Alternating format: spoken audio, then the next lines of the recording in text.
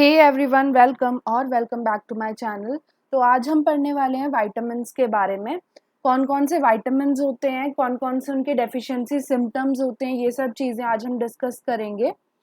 तो स्टार्ट करते हैं। सबसे पहले हमें ये चीज़ पता होनी चाहिए कि विटामिन्स होते क्या हैं। तो विटामिन्स ऑर्गेनिक कंपाउंड्स होते हैं जो हमारी बॉडी में ट्रेस अमाउंट में चाहिए होते हैं। बहुत कम अमाउंट में हमारी बॉडी को विटामिन्स चाहिए होते हैं। इनकी जो भी क्लासिफिकेशन की जाती है वो बेस्ड होती है सॉल्युबिलिटी पे और फंक्शन पे। ठीक है, वो किस चीज़ में सॉल्युबल होंगे, किस में घुलेंगे, उस पर डिपेंड करता है। और उनका फंक्शन क्या होता है इस चीज़ पे भी डिपेंड करता है कि कौन सा वाला विटामिन की हम बात कर रहे हैं। विटामिन्स जो होते हैं हमारी बॉडी सिंथेसाइज नहीं कर सकती, इसीलिए हमें डाइट में चाहिए होते हैं, असेंशियल माने जाते हैं। ठीक है, अब इनकी क्लासिफिकेशन देखें तो मेनली दो टाइप के विटामिन्स होते हैं। एक होते हैं वाटर सॉल्युबल जो पानी में घुल जाते हैं, और दूसरे फैट सॉल्युबल जो फैट्स में घुलते हैं। ठीक है, वाटर सॉल्युबल वाले में आते हैं विटामिन बी एंड सी। सिर्फ बी और सी वाटर सॉल्युबल होते हैं।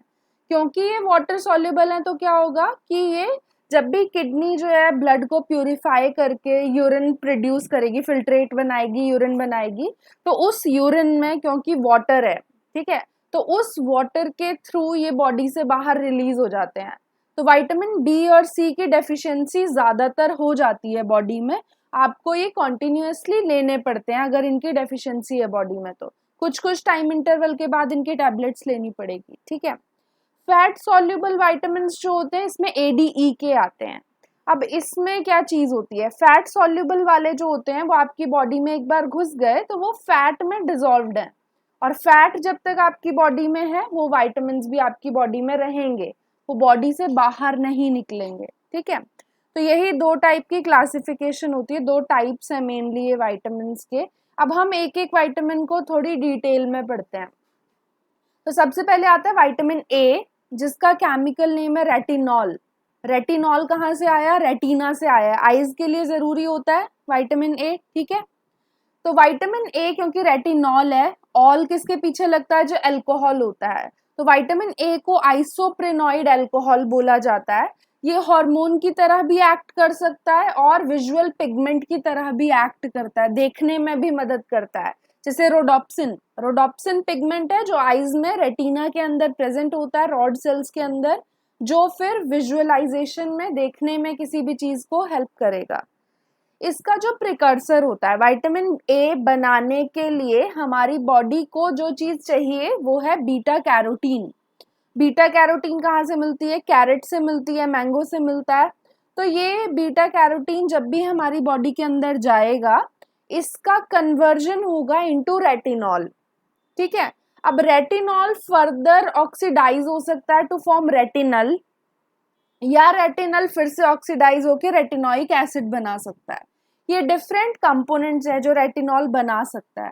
ठीक है, तो बीटा कैरोटीन चाहिए मेन प्रिकर्सर बॉडी को रेटिनॉल बनाने के लिए। ठीक है, अब यहाँ एक चीज आप नोट करोगे, रेटिनल जो होता है which is made by oxidation of retinol, ये रिस्पॉन्स इनिशिएट करता है किसके, रॉड और कोन सेल्स के लिए। अब ये क्या होते हैं, तो हमारी आईज जो होती हैं उनके अंदर जो रेटिना वाला पोर्शन है उसके अंदर दो टाइप के सेल्स होते हैं, रॉड सेल्स और कोन सेल्स।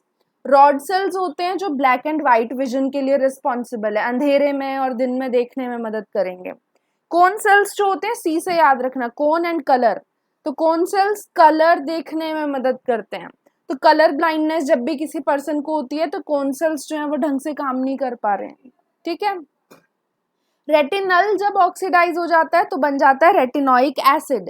अब रेटिनोइक एसिड जो होता है ये क्या करता है, ये रेगुलेट करता है जीन एक्सप्रेशन को, यानी डीएनए से प्रोटीन बनने की प्रोसेस का रेगुलेशन करेगा। तो ये बेसिकली स्टेरॉइड हार्मोन्स की तरह एक्ट कर रहा है। स्टेरॉइड हार्मोन्स होते हैं जो डीएनए के रेगुलेशन में हेल्प करते हैं, वैसे ही एक्ट कर रहा है। इसीलिए शुरू में बताया था कि विटामिन ए जो है हार्मोन की तरह भी एक्ट कर सकता है और विजुअल पिगमेंट की तरह भी। ठीक है, अब इसकी डेफिशिएंसी से क्या क्या होता है, अब इसकी कमी अगर बॉडी में हो जाती है तो उससे तीन टाइप की बीमारियां होती हैं। अब कौन कौन सी हैं वो, नाइट ब्लाइंडनेस होगा। नाइट ब्लाइंडनेस क्या होता है, जिसमें अंधेरे में नहीं दिखता, जिसे हिंदी में रतौंधी का रोग भी बोलते हैं। तो अंधेरे में विजिबिलिटी बिल्कुल निल हो जाती है। कलर ब्लाइंडनेस कब होगा? जब कोन सेल्स एक्टिव नहीं है ढंग से, तो वो दो डिफरेंट कलर्स को डिस्टिंग्विश नहीं कर पा रहे हैं। इसके लिए एक चार्ट दिखाते हैं। जब भी हम व्हीकल का लाइसेंस बनाने जाते हैं तो वहाँ एक चार्ट होता है, उस चार्ट में कुछ नंबर लिखा होता है, सर्कुलर सा वो चार्ट होता है, उसमें नंबर लिखा होता है डिफरेंट कलर से और डिफरेंट कलर के डॉट्स बने होते हैं। उस टाइप के चार्ट को इशिहारा चार्ट बोलते हैं। तो कलर ब्लाइंडनेस उससे डिटेक्ट कर सकते हैं। तो ये कौन सेल्स की डेफिशिएंसी की वजह से है। नाइट ब्लाइंडनेस है रॉड सेल्स की डेफिशिएंसी की वजह से, क्योंकि नाइट में तो वही देखने में हेल्प कर रहे हैं ना। नेक्स्ट जो डिजीज है जो रेटिनॉल की डेफिशिएंसी से होती है वो है ज़ीरोफ्थेल्मिया। अब ये क्या होता है? इसे हिंदी में बोला जाता है अश्रु शुष्क रोग। इसका मतलब क्या है? आंसू सूख जाते हैं। तो कोई भी पर्सन जो है जिसके अंदर विटामिन ए की बहुत सीवियर डेफिशिएंसी है तो उसको आंसू नहीं आएंगे, ठीक है, अगर उसे ज़ीरोफ्थेल्मिया नाम की डिजीज हो गई है तो ये था विटामिन ए के बारे में ब्रॉडली जो मैंने आपके साथ डिस्कस किया। नेक्स्ट है विटामिन बी। अब विटामिन बी जो है उसके बहुत सारे टाइप्स हैं, ठीक है। आपको विटामिन बी थोड़ा ज़्यादा याद रखना पड़ेगा। मोस्टली कॉम्पिटिटिव एग्जाम्स में पूछते हैं इनके बारे में, किसकी डेफिशिएंसी से क्या होता है, ये सब चीज़ें आती हैं। नेट के लिए भी काफ़ी इम्पोर्टेंट है, नीट के लिए भी काफ़ी इम्पोर्टेंट है, ठीक है। तो फर्स्ट विटामिन बी जो होता है उसे बोलते हैं थायमीन। अब ये जो थायमीन होता है इसको B1 बोला जाता है, विटामिन B1। अब इसकी जो बायोलॉजिकली एक्टिव फॉर्म होती है, मतलब बॉडी के अंदर जिस एक्टिव फॉर्म में ये रहेगा वो होती है TPP, थायमीन पायरोफॉस्फेट, ठीक है। कैसे बनेगा? ATP से फॉस्फेट आके थायमीन पे जुड़ जाएगा तो ये बन जाएगा, ठीक है। ये कोएंजाइम की तरह भी एक्ट करता है। कहाँ पे? जब भी किसी कीटो एसिड का, कीटो एसिड है आपके पास, उसका ऑक्सीडेटिव डीकार्बोक्सिलेशन करना है, यानी कार्बन डाइऑक्साइड उससे हटानी है यूजिंग ऑक्सीजन, तो उसके लिए कोएंजाइम की रिक्वायरमेंट होती है। उस कोएंजाइम में टीपीपी होता है, ठीक है। It is also involve in the formation and degradation of ketols. Ketols क्या होते हैं? Hydroxy ketones. कीटोन पे जब हाइड्रोक्सिल ग्रुप अटैच्ड होगा तो उसे कीटोल बोलेंगे। उसकी फॉर्मेशन में, डिग्रेडेशन में भी थायमीन हेल्प करता है। इसकी डेफिशिएंसी से होती है बेरी-बेरी डिजीज। अब बेरी-बेरी डिजीज में क्या होता है? बेरी-बेरी डिजीज के बहुत सारे सिम्टम्स हैं, जैसे वॉकिंग में डिफिकल्टी आती है उन पर्सन्स को, क्योंकि कभी कभार क्या होता है पैरालिसिस हो जाता है लेग्स का पैरालिसिस होगा तो वो पर्सन वॉक नहीं कर पाएगा नॉर्मली। इसके अलावा सेंसेशन पूरी खत्म हो जाती है, फीलिंग्स खत्म हो जाती हैं, वॉमिटिंग आती है, ये सब सिम्टम्स हैं बेरी-बेरी के, ठीक है। नेक्स्ट टाइप का जो विटामिन होता है उसे बोलते हैं विटामिन B2। B1 था फिर B2 आया। अब B2 का केमिकल नेम है राइबोफ्लेविन। राइबोफ्लेविन जो होता है ये FMN और FAD का कंपोनेंट है, ठीक है। FMN और FAD क्या होता है? Flavin mononucleotide and flavin adenine dinucleotide, ठीक है। रिड्यूसिंग एजेंट की तरह काम करते हैं। तो उनके अंदर भी विटामिन B2 प्रेजेंट होता है, कॉन्स्टिट्यूएंट है उनका मेन। इसकी कमी से क्या क्या सिम्टम्स आते हैं? तो फटीग होता है, थकान होगी, स्वोलन थ्रोट वाला एरिया जो होगा वो स्वेल कर जाएगा, ब्लड विजन होता है, दिखता नहीं है ढंग से। इसके अलावा डिप्रेशन में भी चला जाता है वो पर्सन। स्किन क्रैक हो सकती है, ईचिंग हो सकती है स्किन में, या डर्मेटाइटिस भी हो सकता है। डर्मेटाइटिस क्या होता है कि स्किन के ऊपर रेड कलर के रैशेज आ जाते हैं जिनमें बहुत ज्यादा ईचिंग होती है। कभी कभी ब्लिस्टर्स भी बन जाते हैं, ब्लिस्टर्स जिन्हें हम फफोले बोलते हैं वो भी बन जाते हैं, जिनके अंदर वाटर होता है, रिटेन्ड रहता है, स्वेलिंग से मेनली वो होता है। तो ये कुछ सिम्टम्स है जो विटामिन B2 की डेफिशिएंसी से होते हैं। नेक्स्ट हम अगर देखें तो नेक्स्ट है विटामिन B3। तो अभी तक हमने पढ़े B1, B2 एंड ये है B3। B3 के 3 नाम हैं, 3 में से कोई भी बोलो, विटामिन B3 की ही बात कर रहे हैं। जैसे नियासिन, निकोटिनामाइड या निकोटिनिक एसिड, तीनों विटामिन B3 हैं। ये कहाँ जरूरी होते हैं? आपने पढ़ा होगा NAD, NADP, NADPH, इनके अंदर nicotinamide, adenine dinucleotide, phosphate, hydrogen, ऐसी ये टर्म्स यूज होती हैं। तो ये जो कोएंजाइम है ये भी रिड्यूसिंग एजेंट की तरह काम करते हैं। तो इनके अंदर क्या होता है? इनके अंदर निकोटिनामाइड B3 प्रेजेंट होता है। तो ये कोएंजाइम्स आपने देखा होगा रेस्पिरेशन में, क्रेब्स साइकिल में, क्रेब्स साइकिल जो होती है उसके अंदर, इसके अलावा ग्लाइकोलिसिस में, इन सब की रिक्वायरमेंट होती है। तो ये कितने ज्यादा इंपॉर्टेंट है, अगर ये विटामिन नहीं होगा बॉडी में तो कितनी ज्यादा प्रॉब्लम हो सकती है। ठीक है, अब ये जो विटामिन है इसकी कमी से, या ये मेनली कौन से टाइप के रिएक्शन करता है, तो ऑक्सीडेशन रिडक्शन रिएक्शन में हेल्प करेगा। ठीक है, इसकी डेफिशिएंसी से होता है पेलेग्रा। अब पेलेग्रा क्या होता है, पेलेग्रा को 3Ds डिजीज नाम से जाना जाता है। 3Ds क्यों बोलते हैं, 3 टाइप की बीमारियां हो रही हैं इसमें, डर्मेटाइटिस, डायरिया एंड डिमेंशिया। अब इन तीनों में क्या होता है, डर्मेटाइटिस हमने पीछे डिस्कस की थी, रेड रैशेस हो जाते हैं स्किन पे, ईचिंग होती है जिनमें ब्लिस्टर्स की फॉर्मेशन होती है। डायरिया क्या होगा, लूज स्टूल्स बनते हैं, लूज मोशन जिसे हम बोलते हैं। डिमेंशिया में क्या होता है, डिमेंशिया होता है मेमोरी लॉस, वो पर्सन जो है उसकी memory, short term memory loss, जैसे गजनी था वैसे ही, तो मेमोरी लॉस होता है डिमेंशिया में। इसके अलावा डिफिकल्टी इन कॉन्सेंट्रेशन, किसी भी चीज में कॉन्सेंट्रेट नहीं कर पाते हैं। तो ये 3Ds डिजीज जो है पेलेग्रा को बोलते हैं, विटामिन B3 की डेफिशिएंसी से होता है। अगला है विटामिन B5, याद रखना B4 नहीं होता है, तो विटामिन B4 एब्सेंट होता है, वैसी कोई चीज अभी तक नहीं मिली है। तो विटामिन B1 है, B2 है, B3 है, देन B5 है। ठीक है, इसको 5 से याद रहेगा, इसका नाम पेंटेथोनिक एसिड, पेंटे का मतलब वो क्या होता है, पेंट का मतलब 5, तो B5 जो होगा उसका नाम है पेंटेथोनिक एसिड। ये कंपोनेंट है कोएंजाइम ए का। कोएंजाइम कहाँ यूज होता है, कोएंजाइम ए वहां यूज होता है जहां पे रेस्पिरेशन के दौरान पायरुवेट को कन्वर्ट करते हैं एसिटाइल कोए में, तो वहां पे कोए का जो मेन कंपोनेंट है वो पेंटेथोनिक एसिड है। ये इसके अलावा ACP में भी यूज होता है, एसाइल कैरियर प्रोटीन, जो फैट वगैरह के मेटाबॉलिज्म में रिक्वायर्ड होता है। इसकी अगर डेफिशिएंसी हो जाए तो नमनेस होती है, वही सेंसेशन नहीं होगी किसी भी चीज की, बर्निंग हो सकती है हैंड्स एंड फीट की, हेडेक हो सकता है, एक्सट्रीम टायर्डनेस फील होती है बॉडी को, इरिटेबिलिटी होती है, इरिटेट हो जाते हैं जल्दी, रेस्टलेसनेस होती है, थकान होती है। इसके अलावा क्या होता है, स्लीपिंग प्रॉब्लम्स होती हैं, स्टमक पेन हो सकता है, हार्ट बर्न हो सकता है, डायरिया हो सकता है, नोजिया क्या होता है, वॉमिटिंग आने से पहले वाली फीलिंग, ठीक है, कि मुझे उल्टी आ रही है, उल्टी आ रही है, उसी को नोजिया बोलते हैं। तो नोजिया हो सकता है, वॉमिटिंग हो सकती है, लॉस ऑफ एपेटाइट, भूख नहीं लगती। तो ये सब कुछ सिम्टम्स हैं जो विटामिन B5 की डेफिशिएंसी से होती है। अब B5 के बाद आता है B6, B4 नहीं था, याद रखना है। तो B6 जो होता है इसका केमिकल नेम है पायरिडॉक्सिन।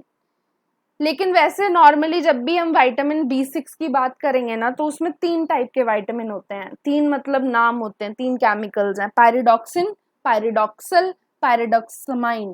तो ये तीनों जो हैं किससे बने हैं, सेम चीज से बने हैं। ठीक है, अब ये किस चीज के लिए जरूरी होते हैं, तो ये भी एक कोएंजाइम का पार्ट है, पायरिडॉक्सिल फॉस्फेट नाम का कोएंजाइम होता है, उसमें जरूरी होता है ये। अगर इसकी डेफिशिएंसी हो जाती है तो अनीमिया होता है। अनीमिया मतलब खून की कमी हम नॉर्मली बोल देते हैं, बट मेनली हीमोग्लोबिन की कमी। स्किन डिजीजेस होती हैं, ठीक है, तो ये सब जो है पायरिडॉक्सिन की कमी से, B6 की कमी से, मोस्टली बी वाले जो होते हैं स्किन डिसऑर्डर्स ही कर रहे हैं, आप ये चीज नोट कर रहे होगे। अब नेक्स्ट आता है B7, 4 नहीं था, B5 था, B6, अब ये है B7। B7 को बायोटिन बोलते हैं और इसे विटामिन H नाम से भी जाना जाता है, तो ये इंपॉर्टेंट है। बायोटिन को विटामिन H भी बोलते हैं कभी कभी, ठीक है। ये कहाँ जरूरी होता है, कार्बोक्सिलेशन रिएक्शंस जो भी होंगे, CO2 का एडिशन वाले रिएक्शंस, तो उनमें कोएंजाइम की जो रिक्वायरमेंट होती है वहां बायोटिन की भी रिक्वायरमेंट होती है। इसकी डेफिशिएंसी नॉर्मल किसी पर्सन में नहीं होती है क्योंकि ये फूड में बहुत इजीली पाया जाता है, ठीक है। एक चीज देखी गई है कि रॉ एग वाइट अगर कोई पर्सन खाता है तो उसके अंदर एक ग्लाइकोप्रोटीन होता है which is known as avidin. तो एविडिन नाम का ग्लाइकोप्रोटीन होता है रॉ एग वाइट में, वो बायोटिन से बाइंड कर जाता है। तो बायोटिन से बाइंड कर जाएगा, यानी एविडिन बायोटिन कॉम्प्लेक्स जब बन जाएगा तो बायोटिन की एब्जॉर्प्शन नहीं हो पाएगी, it prevents the absorption of biotin, ठीक है। तो इसीलिए रॉ एग वाइट नहीं खाना चाहिए। दूसरी चीज जो है, एविडिन का एक होमोलॉग मिला साइंटिस्ट को जिसका नाम है स्ट्रेप्टाविडिन। अब ये स्ट्रेप्टाविडिन जो है ये कौन प्रोड्यूस करता है, तो एक बैक्टीरिया है वो प्रोड्यूस करता है जिसका नाम है स्ट्रेप्टोमाइसिस एविडिनी। ठीक है, ये एक डिसऑर्डर कॉज करता है हमारी बॉडी के अंदर, बायोटिन की डेफिशिएंसी इससे भी हो सकती है। नेक्स्ट आता है B11। अब यहाँ क्या देखा आपने, B7 के बाद सीधा B11, तो 4 नहीं है, B8 नहीं है, 9 नहीं है, 10 नहीं है, 11 है। ठीक है, तो विटामिन B11 को फोलिक एसिड बोलते हैं। इसकी जो एक्टिव फॉर्म होती है हमारी बॉडी के अंदर वो होती है टेट्रा हाइड्रोफोलिक एसिड, THF। इसकी डेफिशिएंसी से क्या होता है, तो इसकी डेफिशिएंसी से होता है मेगालोब्लास्टिक अनीमिया।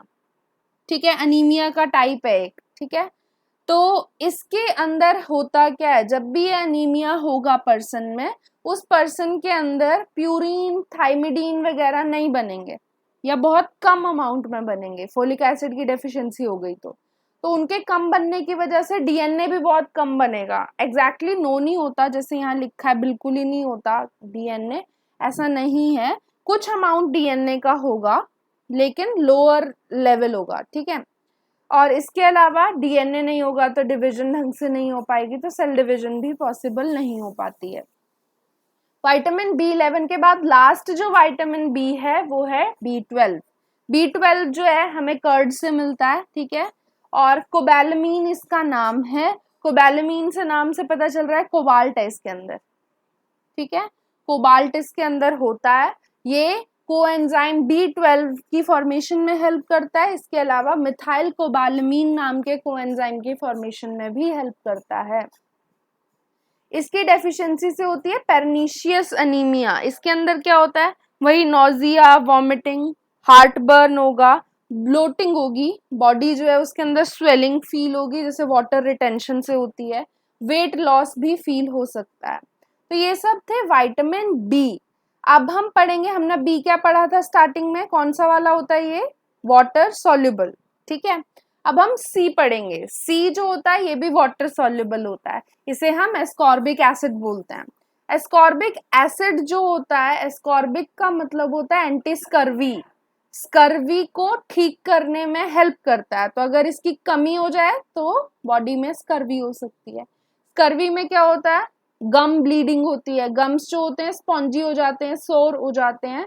इसके अलावा लूज टीथ वाली कंडीशन होती है, फ्रेजाइल ब्लड वेसल्स होती हैं, बहुत जल्दी वेसल्स टूट भी सकती हैं तो ब्लड की लीकेज हो सकती है बॉडी के अंदर, स्वोलन जॉइंट्स होते हैं, अनीमिया हो जाता है। तो विटामिन सी की डेफिशिएंसी से थे।